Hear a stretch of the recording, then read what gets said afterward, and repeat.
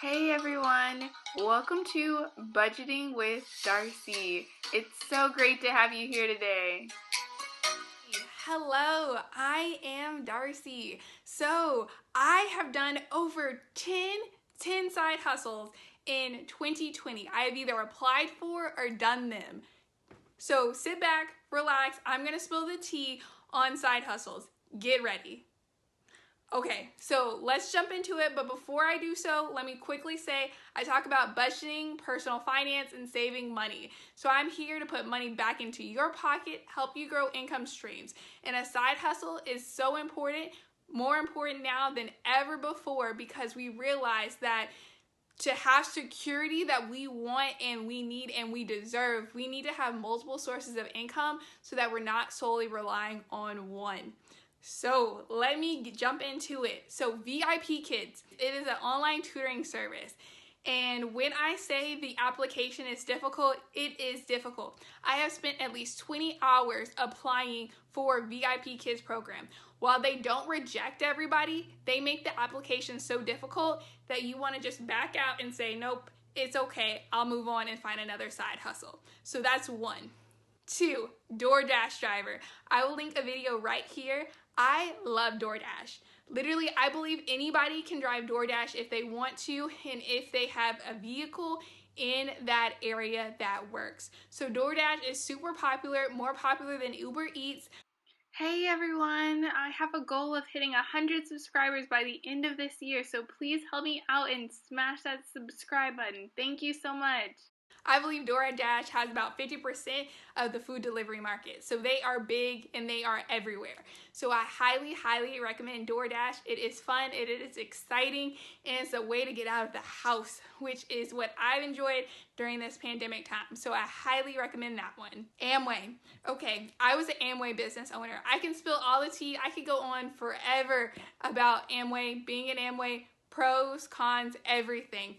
But long story short, I'm not in it anymore, but I gained so much from the experience. It was an investment that I decided to be a part of, and I realized at the end of the day, the cons outweighed the pros, and that's why I left the business. But I would love to tell you more about that. Just let me know in the comments below. I was a freelance web designer. Yes, a freelance web designer. So I found nonprofits and they needed their website designed for them. So I designed it. And so getting clients was very sporadic, but I wasn't being intentional about going out and marketing myself in order to get more clients. But that's something that you can do on the side. Let me know below if you want to hear more information about freelance web designing. And just in general, let me know in the comments what you would like to hear more about.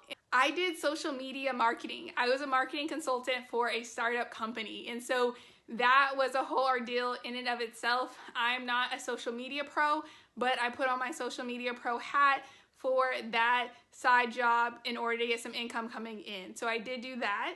Also, I was a trader. Yes, I was a trader. I was trading stocks on the daily in the stock market. It was fun. It was a joy, but there is a learning curve.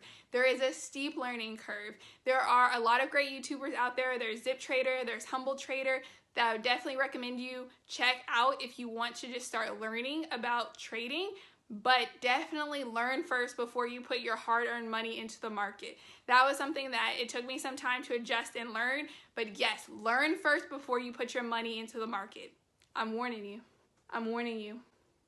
I worked for a call center. Yes, it was so fun. Hello, this is Darcy. How may I help you today? I did that, and it was just great. It was chill. It was great, but you had to be on the clock all the time. I felt like you had 5-minute breaks and then you had to be back. You had to have the phone call on, and if you weren't back, they were like, where are you, Darcy? Why aren't you on the phone call? So like that type of job was very serious. They were monitoring your calls, making sure that you were doing what you needed to do down to a T. So if you want to do a call center job type of thing, then you need to make sure you're on your P's and Q's and that you're logged in when you need to be and you're on the phone when you need to be, because if not, you can get fired if you keep missing those times. I also was a retail merchandiser. And when I say retail merchandising is hard, it is hard work. I got paid, this is really bad, but I got paid I think like $3 an hour, honestly, like $3 an hour. I did not last very long in that job. I was like, or in that side hustle. I was just like, I think I did it for like 3 or 4 days, and I didn't work like an 8-hour shift. I worked maybe like 3 or 4 hours in a given day, but literally I was not getting paid at all what I was worth, and it was very complex, very hard. So the way that a retail merchandiser works is that you look at a planogram that tells you how the items should be set up in a store. You have to follow that to a T. So I had to move shelves up, which were heavy and hard to lift, and then I had to make sure that all of the items looked correctly according to that planogram sheet. And then I also, like, if there wasn't enough products, I had to go in the back and carry heavy loads of products just to bring them out to the front. And also COVID was happening, which is kind of dangerous to be lifting heavy things while being around people. It was just a recipe for not having fun and potentially being dangerous. So I did not do retail merchandising for long. I also tried to apply to Instacart. Unfortunately, I never was able to do Instacart in my area because I live in like the suburbs, and so that's not in an urban city, and so there's just not that many people doing Instacart. And so in Texas, a lot of people go to the grocery store themselves. Like, they like going to the grocery store, and like right now during the pandemic, people like going to the grocery store. That's their time to get outside the house. And so unfortunately, there wasn't really a customer base. So Instacart didn't work out, unfortunately. Another one that I tried to do Postmates. So Postmates, literally, I got like $4 on my first order. That was my first and last order because I couldn't see, when I was on the Postmates app, I couldn't see how much they were going to pay me before I did that delivery. So I drove about 10 miles in total to deliver some food to someone, and I got $3 back or $4 back. It was very, very little, and I didn't like that about Postmates. So I was like, I'm not going to do it, and that just didn't work out. Another one I did was How Tutoring. I'll link the spelling above.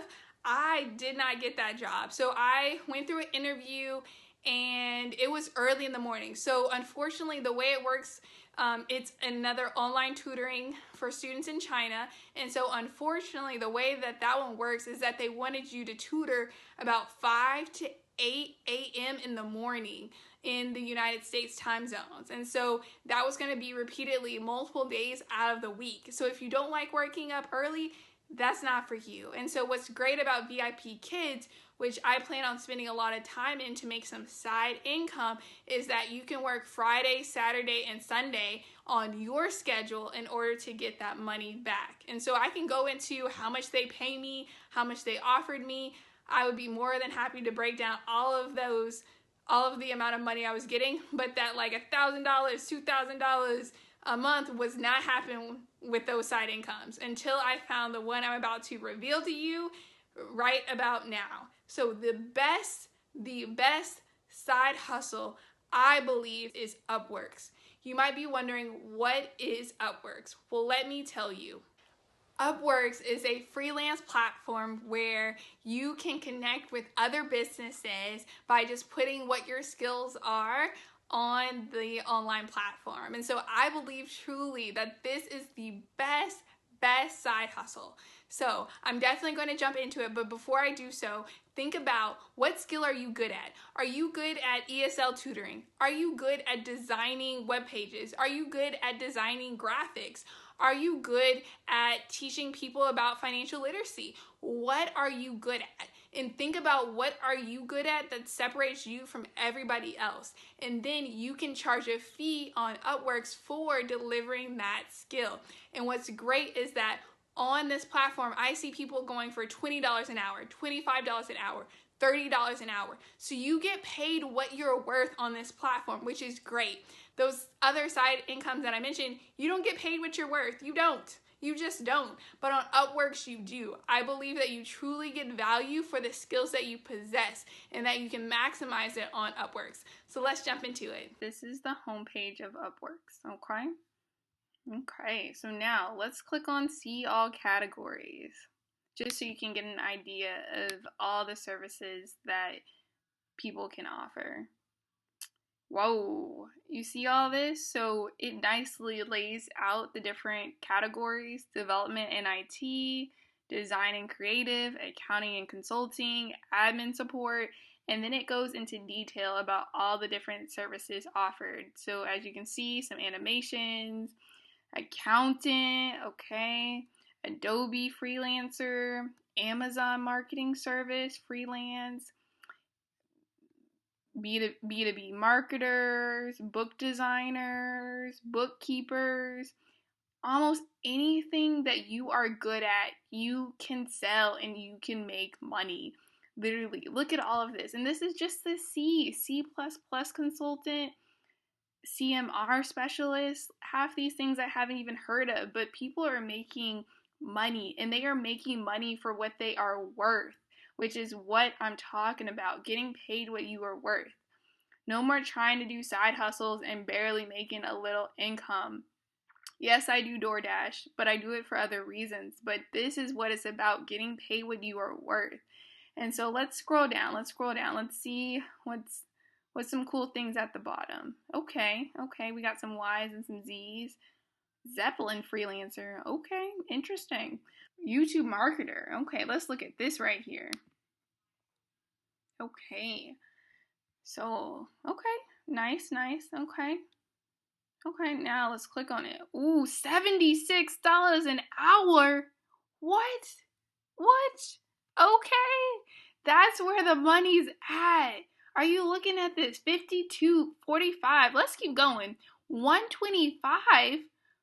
Whoa. Okay. So if you go a little bit lower, you see he has a little bit more jobs because he has a lower price. But wow, this is crazy. $85 an hour. Okay, $15 an hour. You see he has more jobs because he's a little cheaper. But $15 an hour isn't bad still. So as you see, people are getting paid what they are worth, and I'm about that. And so I highly recommend Upworks. And this is just YouTube marketing. I don't even know what else that they could have and offer that fits what you're looking for. So definitely check out this website. Definitely think about, what are you good at? And then put it on Upworks. And I'm going to jump into some skills that you can, or some tricks that you can use to start getting some clients rolling in. Wow, isn't Upworks great? I feel like you get to truly see like how your skill set is valuable in the market, and you can compare and contrast what other people are doing, what's their breakdown, what's their description, what's their offering, and you can see like, how do I create a similar profile where I can get customers like they did. And something I would suggest is that if you are starting off and you don't get traction for the first couple of days, you can say like, oh hey, I'll give you an hour free. I'll give you 2 hours free of free work, and then they can see how you're doing. If they're happy and satisfied with how you did on a particular job, then you can start charging them regular fees. So then you can get some stars under your name, some reviews under your name, and then people will be coming in like hotcakes. They'll be like, yes, I want your services. Yes, I want your help. But it helps to get a few reviews under your name. And then you can build up that brand around your name, who you are, your offering, your skill set, and then people will flock to you. They will come to you because they know you're skilled and they know that you can help them with what they need done. So Upworks by far is the best side hustle, and I have done my time. I have put in the research, I have put in the effort to get to know other side hustles, and Upworks is the best side hustle that I have found. So please don't forget to like, comment, and subscribe, and you can check out my other videos here, and I cannot wait to see you next time. And just to let you know, I'm trying to hit 100 subscribers by the end of this year, so please don't forget to subscribe. I hope to see you next time. Bye.